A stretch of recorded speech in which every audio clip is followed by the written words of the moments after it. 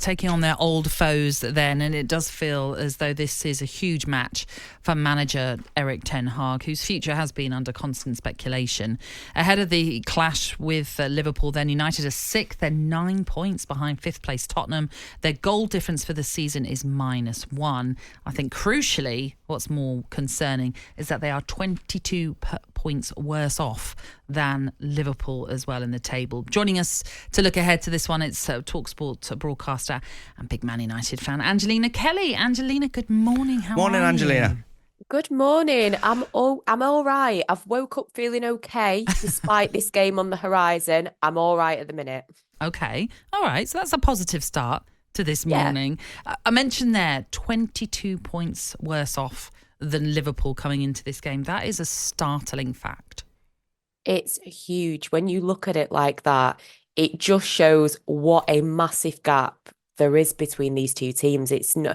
Obviously, United did beat Liverpool in the FA Cup, but when it comes down to it in the Premier League, they're just miles and miles apart. Do you know, during the season, you look at the league table, there's a middle third, there's the teams who've come up who are struggling budget-wise, playing budget, and then you've got the top 6, which you could probably bring Newcastle into that. Okay, yeah. And I'm looking at that league table. You know, they've got a league table there of their own. Yeah. Chelsea are obviously bottom of the league. Of that league table. Yeah, above Chelsea, you've got Newcastle who've crept into that, making it maybe a top 7 with spending. West Ham have crept in there into the top 7. So they're doing well just to be in there on the spending wise. So I'm looking at, I feel a bit sorry for Ten Hag. I'm starting to feel more and more sorry for him. Because? He's having to play players he knows have let the club down, and he's having to pick them every week. Because of the injuries they've had as well, on top, he's ended up having to put defenders in that he knows are not good enough. So I do feel a bit sorry for him. Yeah, I can understand that. And I think a lot of Manchester United fans, the main frustration is the press conferences and the things that he's saying, which sometimes you listen to it and you think, did he watch the same game of football? You have to be honest. But you don't like to throw everything on injuries, but there have been a lot of injuries. And when you look at you're right, some of the players that he's got to play, you know that their heart's not in it. It cannot be easy to manage those characters. But that is also, when you're managing a huge team like Manchester United, this is sometimes some of the issues that you're facing. Yeah, and they're not bottom of their little mini league table. Chelsea are bottom, but they're second from bottom. The other big clubs are above them. So if Man United never had a manager, right, they wouldn't finish any lower than 10th. Just based on their squad? Yeah, they've got the most expensive squad and they've got good players, relative to the league table. But the manager makes a slight difference to where they finish. But some of the players they've got there, Angelina, need to be moved on. Oh, there is so much deadwood in that team. I mean, I say it so often. How Anthony Martial is still at that club baffles me beyond belief, that they have allowed him to stay for so long, chance after chance after chance. There are many, many players that have had way too many chances. And I think United fans at this point are thinking, if we can get through this game today, I don't think that, especially after the Chelsea game, I don't think anyone's thinking it will be a repeat of the FA Cup game. I think people will be hoping to just get through this game, get to the end of the season, hopefully get to an FA Cup final. And people are just waiting to see what Sir Jim Ratcliffe's going to do. And I think if we don't see this deadwood being cleared out, fans are not going to be happy. There's a lot of pressure on him to do the right thing when it comes to the players. I mean, what's been evident with this team is goal scoring, not scoring many goals. I mean, you look at the top 10, they're the lowest goal scorers in the top 10. Their home form has not been particularly great either. I think they've won 8 of their games, but they've lost 5, which is the worst home record of any team in the top 6 right now. And defensively, there are issues as well. They have given up a number of shots. And I know that doesn't mean giving up shots doesn't mean goals, but I was reading a stat where they have faced more shots than any side in Europe's Big 5 leagues in this year alone. 225 shots. That in itself is a concern. Yes, okay, like I mentioned, they're not conceding all of those, obviously, but that's still a big problem. There are issues there that need to be ironed out.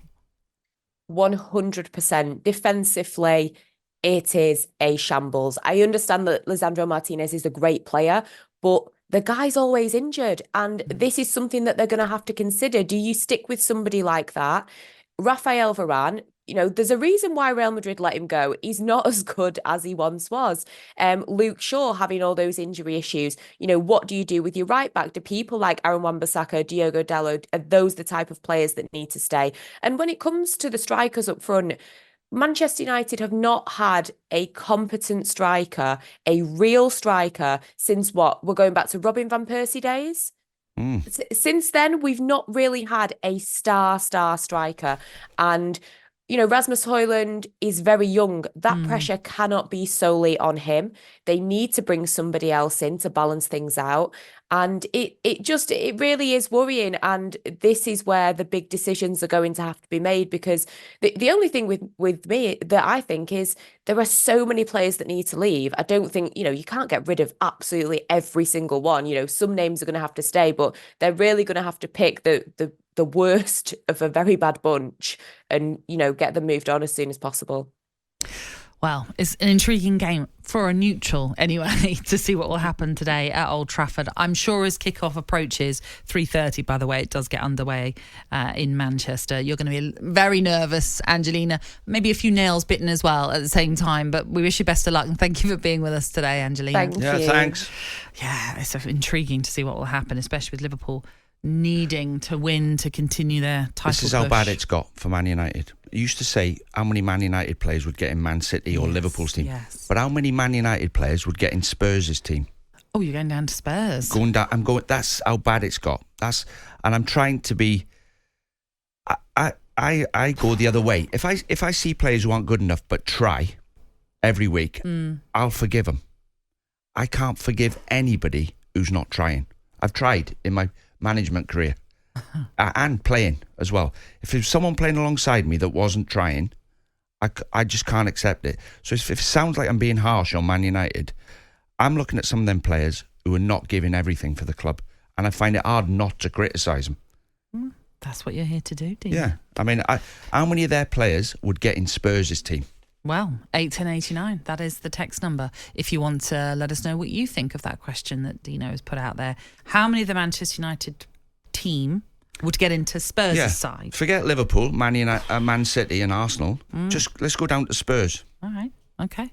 Might be able to broaden it out to other Brentford. sides. Well, I mean, there are some good points there. Good points.